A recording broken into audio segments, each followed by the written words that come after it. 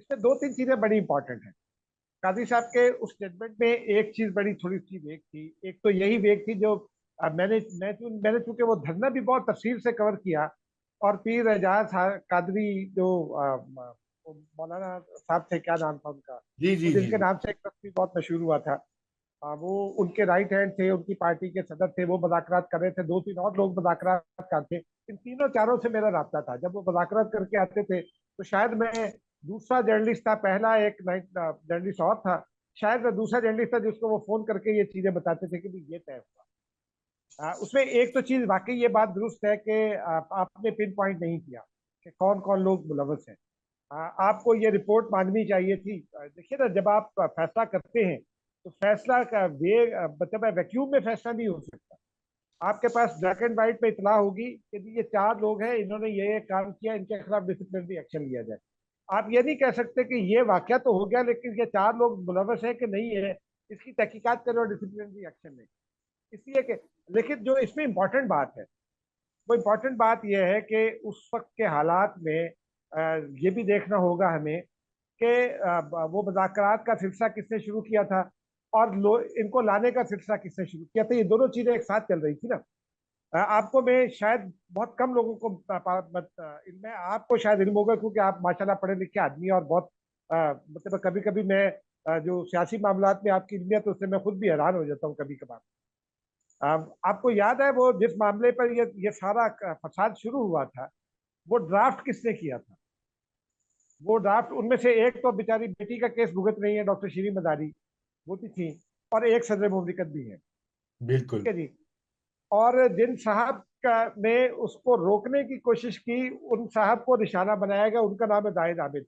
मैंने कौमी असम्बली का वो इजलास रिपोर्ट किया था जिसमें जाहिद आबिद बार बार ये कह रहे थे कि इस ड्राफ्ट में एक ये पॉइंट और एक और पॉइंट उन्होंने मेंशन किया था कि इसको जरा देख लीजिए, आप लोग इसको ना कीजिए।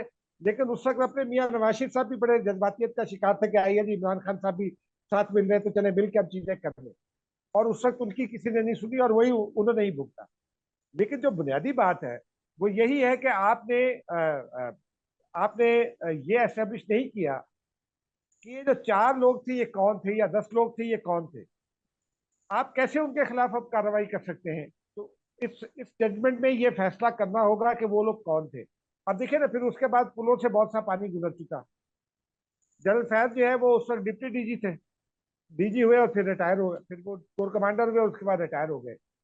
उनके बाद वो जो थे जनरल इरफान, वो उनके बारे में नवाज शरीफ साहब ने कोई बात कर दी थी और वो फिर उसका शिकार हो गया, उनकी तरक्की ना हुई। लेकिन सवाल ये है कि क्या वो आइसोलेशन में कर रहे थे? जो कुछ भी वो कर रहे थे, क्या उस वक्त की जो फौजी क्यादत थी या उस वक्त की जो एस्टेब्लिशमेंट थी वो उससे लायल बिल्कुल थी? उनकी बिल्कुल उनकी मर्जी से ये इदारों का फैसला आपको होता है। एक पूरा बड़ा सारा पेंडोरा बॉक्स खोलना पड़ेगा। और उस पेंडोरा बॉक्स को अगर आपने खोल दिया, वो आपको याद है एक फिल्म आई थी leaders of the lost arc, उसमें वो हाँ आर्क चुराना होता है और वो सैंड बैग बनाता है और वो आर्क की जगह रखता है ताकि वो बदरूहें बाहर न निकले। इस फैसले के नतीजे में वो बदरूहें तकरीबन बंद हो गई थी। तो भाई इस फैसले ने, जस्टिस काजी फायजीसा का जो ये फैसला था, इसने वो बंद कर दिया था। लेकिन जो रिव्यू पिटीशन लग गई, हमारे दोस्त हैं, मेरे दोस्त के बड़े भाई भी हैं और मेरे अपने दोस्त भी हैं, आबिद साकी, वो शायद उन इंस्ट्रूमेंटल साबित हो गए। उन्होंने जस्टिस कादी फायद ईसा से मुतालबा किया और 24 घंटे में वो केस लग गया। अब वो आर खट रहा है।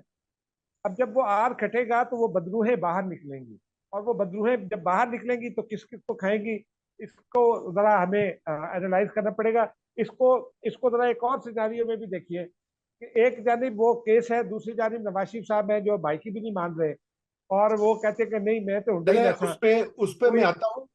इजाज भाई उस नहीं, पे मैं मैं आता हूँ। मैं मैं उस पर तफसील से बात नहीं कर रहा हूँ, सिर्फ एक ये मेंशन कर रहा हूँ कि इस सिनेरियो में जब एक जानिब से नवाज शरीफ साहब के बयानात हैं, दूसरी जानिब से ये केस है, ये आएगा, तो जस्टिस कादी फायद ईसा जितने भी मजबूत जज हो जाती तौर पर, लेकिन उनके ब्रदर जजेज अगर उनके साथ नहीं खड़े होंगे तो फिर इस फैसले का भी वही असर होगा जो रिव्यू पिटीशन के फैसले का, जो ओरिजिनल फैसले का हुआ। जी जी, बड़ा आपने खूब जो है वो मिलाया है सिरे सभी। ये आपने सुनी इजाज साहब की बात, आपने भी ये चूंकि इस पिटिशन इन रिव्यू पिटिशंस को गौर से देखा है, ये बताइए कि इनमें जो है माहिर कानून जो है, वकला जो है, यकीनन उनसे भी आपकी बात होती रहती है, और कोर्ट रिपोर्टर से कितना वजन है, मतलब किस बुनियाद के ऊपर जो है जस्टिस काजी फायज ईसा इन रिव्यू पिटिशंस को एंटरटेन कर सकते हैं या डिसमिस कर सकते हैं, बताइए।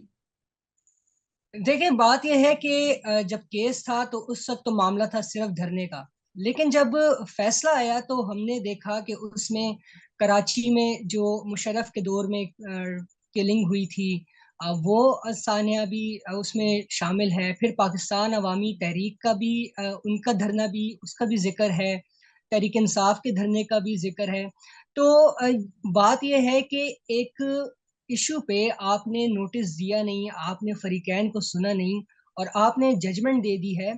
तो इस बेस पे अब आज मतलब ये आईएसआई ने भी अपनी रिव्यू में कहा है कि हमें मौका नहीं दिया गया, कि हमारे बारे में बात की गई, हमें मौका नहीं दिया गया, हमें नोटिस नहीं जारी किया गया, और हमारे बारे में ऑब्जर्वेशंस दे दी गई हैं। तो ये एक और अगर आप इसको देखें, इस जजमेंट को देखें, तो ये इसकी इम्प्लीमेंटेशन जो है वो आपकी डेमोक्रेसी की फाउंडेशंस को स्ट्रेंथन करती है। लेकिन अगेन, पिन पॉइंट करके इस तरह जनरल सी जजमेंट से जो है तो बात नहीं बनेगी। अब इनके जो रिव्यूज हैं, एक तासुर ये है कि रिव्यूज वापस हो जाएंगे। अगर वापस हो जाएंगे फिर तो इम्प्लीमेंटेशन की बात आ जाएगी, और इम्प्लीमेंटेशन की बात आएगी तो फिर, और वैसे हम जिस तरह से चीफ ऑफ आर्मी स्टाफ का जब से उन्होंने ओहदा संभाला है, उन्होंने अपनी रिट को मनवाने के लिए जिस तरह के इकदाम उठाए हैं, 9 मई के वाकया भी हमारे सामने हैं। तो बज़ाहिर ऐसा लगता है कि इस जजमेंट को लेकर मिलिट्री इस्टेब्लिशमेंट के अंदर कुछ ऐसे अनासर हैं जिनके खिलाफ इस्टेब्लिशमेंट को ही कार्रवाई करने की ज़रूरत है। सभी बिल्कुल आपने सही बात कही। मैं सिर्फ आपकी थोड़ी सी करेक्शन कर दूं कि अपनी आर्मी चीफ ने अपनी रिट नहीं, रिट तो सिर्फ कानून की होती है, अपने डंडे की रिट जो है वो उसको साबित किया है, अगर तुम्हारा इशारा 9 मई और ये सारे जो मामलात हैं।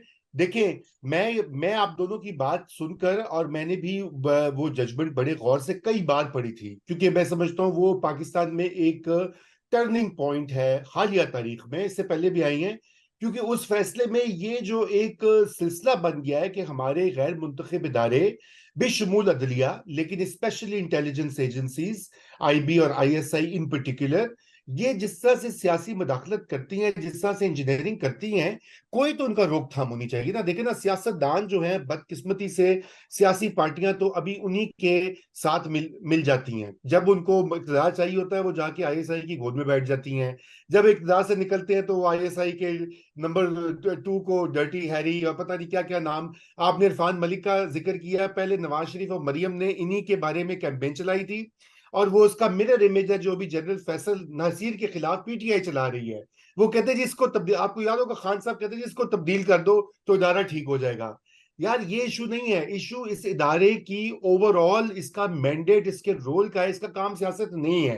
पहली बात ये है, ना ही अदलिया का काम है सियासत। इन दोनों को पीछे हटकर एक पार्लियामेंट्री सिस्टम को आगे बढ़ाना होगा। इसलिए ये जजमेंट, इसकी ये रिव्यू का जो प्रोसेस है बड़ा अहम है कि क्या आर्ग्यूमेंट्स आएंगे। जस्टिस काजी फाइज इसाक भी, अगरचे कि वो हमारे मोहतरम चीफ जस्टिस हैं और हम उनको बड़ी उनकी कदर करते हैं, लेकिन उनको भी ये इख्तियार नहीं है कि वो सियासी मुदाखलत करें। और मुझे उम्मीद है कि वो इस अपने 13 महीने जो उनके हैं उसमें इसकी पासदारी करेंगे, क्योंकि इससे पहले तो हम देख चुके हैं कि तौबा तौबा क्या हाल किया है यहाँ पे जज साहिबान ने। वज़ीर आजम के साथ गिलानी हो, नवाज शरीफ हो, अब इमरान हो, वैसे बज़ाहिर इमरान के को गुड टू सी यू भी कहना हो और इमरान को जीरो रिलीफ देना हो।